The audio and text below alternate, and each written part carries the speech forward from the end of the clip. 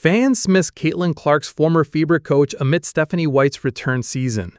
Calls are mounting on the internet to see a former Caitlin Clark's coach return to the WNBA amid a rocky season for several teams.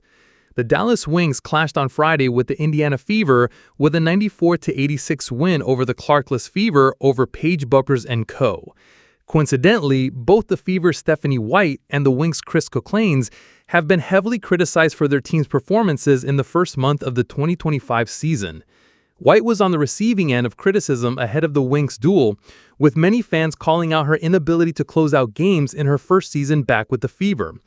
The Koclanes situation is a little more complex, as the Wings, a team featuring Bueckers, Eriki Ogunbowale, Dijon Carrington, and others, have only won 4 games this season. Sheryl Swoopes was very critical of the Wings' general manager, Curt Miller, accusing him of signing Koclanes just because they are friends. Christie Sides coached the Fever for 2 seasons, 33-47 and a playoff berth. After posting a 2020 record and a first-round exit in the 2024 WNBA season, Sides was one of several coaches who were unemployed after last season.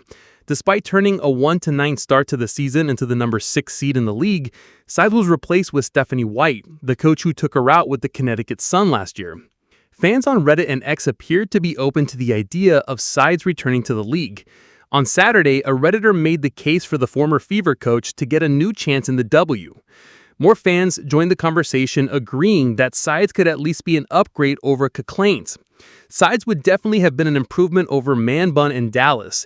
As a Fever fan, I had issues with Sides and poked fun at her with the rest of the folks here, but I do miss her passion for sure. And she did do a good job pulling the team together and guiding them to an outstanding stretch after the Olympic break, one fan said.